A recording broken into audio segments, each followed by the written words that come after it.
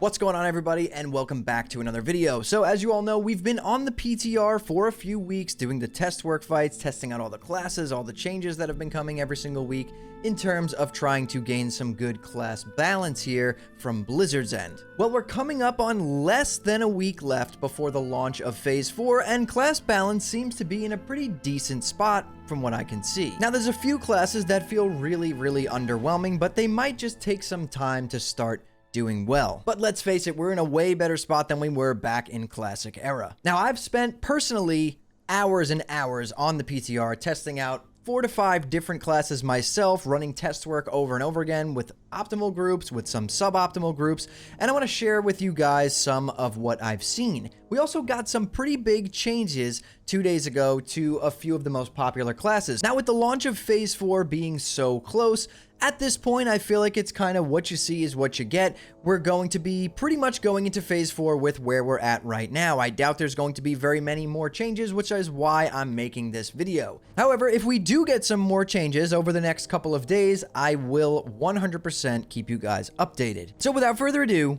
let's dive in. All right, so what I've done is I've pulled up a few different logs here. Now, this first set of logs that we're looking at here, we could see mages at the top, right? Fire Mage, we have Destruction Warlock, we have Hunter, we have Fury Warrior, we have Mage again, we have Feral Druid, we have Shadow Priest. So right here, we have 1, 2, 3, 4, 5, 6 different classes, all within about 300 DPS of each other, which is pretty good if you think about this in terms of class balancing, right? For some reason, the rogues on this set of logs are really low, but that is not really an accurate depiction of where rogues are standing. Rogues are actually one of the strongest DPS right now, so I would say 7. I would put these rogues up here because, as you're going to see later on, we're going to actually check the analysis from Warcraft logs to get a little bit of a better understanding. Now, this was a pretty big group. As you can see, this is a lot of people here. So let's move on to this set of logs. Now you can see this rogue, Yumi 2, is popping off, doing 2200 DPS, followed up by the Fire Mages, a Destruction Warlock, and then 4 Shadow Priests also pumping as well. We have some more Warlocks going on here. Even Ret Paladins are in kind of like the mid-tier. It seems like every class really is in this very interesting spot where like you can do well pretty much no matter what you're playing. Even warriors, which are pretty much in the worst spot out of every single class, DPS warriors, let me rephrase that, I've seen them do really good. Now, if the playstyle is fun to you, that's another thing. But to me, I love warrior. I've been maining it all of Season of Discovery. I'm not a fan of the Stance Dancing tier set bonus. I'm not really a fan of how the class is playing in Season of Discovery. I actually prefer Classic Era Warrior to Season of Discovery Warrior. So for this phase, I'm going to be switching to Rogue because I'm a melee Andy, and Rogues are just simply fun to play, and they're performing really well. So for this next set of logs here, we could see we have Mage at the top, followed by Warlocks, Hunter, Rogue again. Even a Ret Paladin squeaking in here, but not that much DPS going on in this group. So I don't think that's an accurate depiction of where all these classes would be at. I'm not sure really what happened with this. So we're going to jump over to this Wowhead post that came out yesterday showing the Phase 4 PTR DPS rankings for test work. This was for the week of the 25th, right? So this is last week. But if we dive into this, we can kind of figure out what's going on once we take a look at those changes, right? So this is over a range of 2 weeks. We have melee hunters at the top, rogues, ranged hunter, fire mage, even Frost Mage is up there, Feral Druid, Enhancement Shaman, Priest, Warlock, and then Balanced Druid. So really anything under this Warlock here would be considered probably like B tier. This would be like A tier. This would be pretty much S tier, right? So if we change this to showing just the last week, the past few days, I think the changes came 3 days ago. And those changes were for Mages, Paladins, Rogues, Shamans, Warlocks, and Warriors. And we're going to get into that in 1 second. But so if we're looking this over for the past week, we have it pretty much exactly what I was saying before. We have rogues, we have melee hunter, ranged hunters up there, fire mage, feral druid, priests, enhancement shamans, even paladins are pushing 2000 DPS, right next to warlocks, frost mages, balanced druids. Where it really starts to fall off here is this is not actually Melee Hunter, what it says. Melee Hunter is up here at the top. This is, I don't know what this is. It's very hard for Warcraft logs to track this accurately. And then this second DPS Warlock, maybe that's just showing for like maybe Affliction. This is Destruction up here. And then we have Warriors. This is a problem in my opinion because Warrior is mainly a DPS class because the other tanks are way better in Season of Discovery. Why they're doing such a little amount of DPS is beyond me. Maybe it'll get better.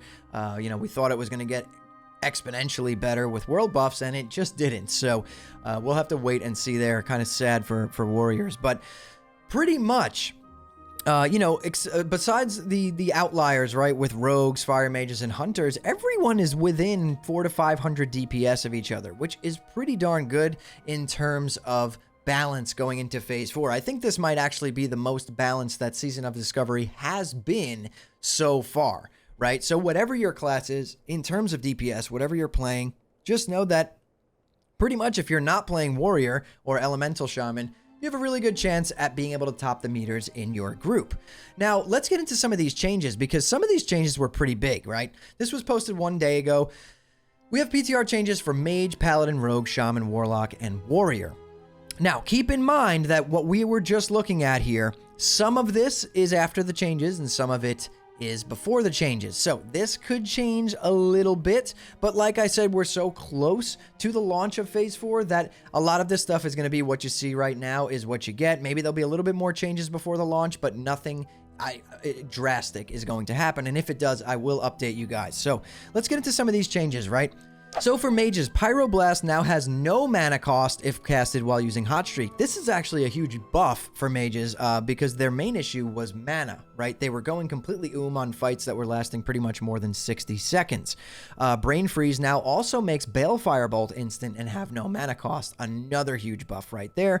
And then we have a little bit of a nerf on Frostfire Bolt. The base damage of Frostfire Bolt has been reduced by 16%. With some developer notes stating we've seen extremely high performance from mages on the PTR, and while we're comfortable with mages doing lots of damage, we wanted to tone down Frostfire Bolt slightly while making Hot Streak procs even more satisfying, also giving Balefire Bolt a better interaction with Brain Freeze. I think this was a great change, kind of nerfing. Frostfire Bolt was hitting so incredibly hard that it was, in my opinion, just broken. So I think this is a good change. Fixed a little bit of the mana issues here, so mage players are definitely going to be happy about this. For paladins, we have Malleable Protection now grants 4 attack power per excess point of defense when Holy Shield is used instead of spell power. The class that I'm going to be playing in Phase 4, we got a little bit of a nerf here, but to be honest, it kind of is a good thing, and I'm going to explain why in a second. So for rogues, Mutilate's damage reduced from 100% to 80% weapon damage, and its bonus damage decreased by 20%. Envenom's base damage reduced by 20%, and attack power contribution to damage reduced by 20%. So a little bit of a nerf here to Mutilate Dagger Rogues, right? But here's the thing, and why I think this was a good change, and I'm playing Rogue. First of all, Rogue is still performing extremely well. All this really did is bring Mutilate down to a level where you're also able to play like Saber Slash builds if you wanted to. They're pretty much even. I tested out both on the PTR with my Rogue. I did Saber Slash and Mutilate builds. They're both pretty much even, so it's nice. It gives you a switch up. If you've been playing a Mutilate Rogue all of Season of Discovery, you now can switch it up, get some swords, play Saber Slash if you want, and you're not going to be taking a massive DPS loss by doing that. So they kind of evened out both of those Rogue specs. I think it's going to make for a lot better gameplay. People are going to be, I know the Mutilate spec is a little bit boring to a lot of people, so this could make it a little bit more fun, and they're still the top DPS, if not the top, one of the top. They're right up there with fire mages, so they're doing pretty well overall, even after this nerf when I tested it out. For shamans here, we got a pretty big PvP nerf to elemental shamans, right? So Way of Earth now reduces the range of Lightning Bolt, Chain Lightning, Lava Burst, Healing Wave, and Chain Heal by 20 yards. We also have Molten Blast now gains additional damage equal to 14.3% of fire spell power. Please note that this extra damage is not reflected in the tooltip at this time. And then for Warlocks, we have an entire list of changes for Warlocks. I tested Warlock on the PTR too, and for you Warlock players out there, it feels fantastic right now. So Shadow Flame has gone through several adjustments, right? Shadow Flame is no longer mutually exclusive with Unstable Affliction. Shadow Flame now triggers improved Shadow Bolt. Shadow Flame also increases the number of improved Shadow Bolt charges to 10. Demonic Pact effect now applies to the raid instead of just the party, so that's a massive buff for the entire raid. The amount of bonus spell damage provided by Demonic Knowledge is now 3%, down from 10. A little bit of a nerf there. The damage and stamina of the Felguard have been increased by approximately 20%, so a big boost to the damage of your Felguard. Grimoire of Synergy has been adjusted and now has a 10% chance to proc and grants a 10% damage bonus. The damage penalty of Shadow Ball Volley has been reduced to 5%, down from 20%, so Warlock cleaving on trash is going to be absolutely nutty, and I tested this out on the group dummies in the front of Stormwind, and it was bananas, the amount of damage I was doing. I think I was pulling 6k DPS steady on 5 target dummies with just spamming Shadow Ball Volley. Also added a new ability completely via the spellbook. The Grimoire of Fell Armor surrounds the caster with Fell energy, increasing spell damage and healing by 60, plus an additional spell damage and healing equal to 50% of your spirit. In addition, you regain 2% of your maximum health every 5 seconds. Only one type of armor can be active at the time, so you're going to be using Fell Armor now for DPS. This is actually a massive DPS boost and makes spirit pretty valuable to you. The Mark of Chaos rune has been moved to the feet slot and now activates when any curse except Curse of Elements or Curse of Shadow is used. The Soul Siphon rune has been moved to the back slot, and Immolation Aura has been completely redesigned, right? So Immolation Aura now triggers from being attacked rather than a periodic effect. So if you're not being attacked by any mobs, your Immolation Aura will be doing 0 damage. This cannot occur more than once per second and does not require the attack to hit. Immolation Aura also now increases fire damage by 10%. The Incineration rune has been moved to the wrist slot, and then we have one change for warriors. Thunderclap now gains additional damage equal to 5% of attack power. Please note that this extra damage is not reflected in the tooltip at this time. So a lot of changes there. Now, if we go back to what we were looking at before, right, take into account that a lot of these changes hadn't gone into effect when most of these logs were created. So Warlocks would be pretty much above Paladins. There's no way that they'd be below Paladins. I'm going to make an actual DPS tier list for you guys with my predictions. I'm going away this Sunday. I'll be back on launch morning, but I'm going to try and have that done by the weekend and get that scheduled to release for you guys at some point next week, for those of you who are kind of up in the air on which class, you want to be playing. But I think we're in a really good spot, right? It's not perfect balance, but to balance this perfectly is nearly impossible.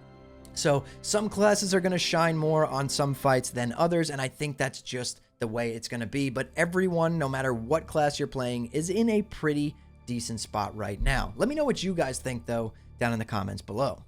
So that's pretty much it, guys. That is our breakdown of where all these classes are at currently with world buffs on the PTR. This is pretty much going to be it from here on out unless we get some massive changes. And if we do, I'll do my best to get another video out for you guys so that you know what's going on. But this is pretty much where we're at. Most of the DPS classes are in a decent spot. You can pop off if you're a good player and you know what you're doing, no matter what. We have some outliers like fire mages, rogues, things like that. But for the most part, everyone is in a decent spot. Let me know what you guys think down in the comments below. Have you been on the PTR? Have you tested anything? What do you think of all this balancing and these changes? Do you like it? Do you not like it? I'm really curious. But if you guys like this video, drop a like on it. It helps me out with the algorithm, and subscribe to the channel. Turn on post notifications so you don't miss the next time I post a video. And if you guys want to hang out with me live, I stream on Twitch at twitch.tv/hammerdance. Link in the description below if you want to come hang out with me there. I stream Monday through Friday at 8 p.m. Eastern time. And then also, if you're looking for a Discord community full of like-minded people who all enjoy geeking out over Season of Discovery and Classic WoW in general, join the Discord. There's a link in the description as well. We will welcome you with open arms. But anyways, guys, thank you all so much for watching and listening in. I'll see you all in the next one.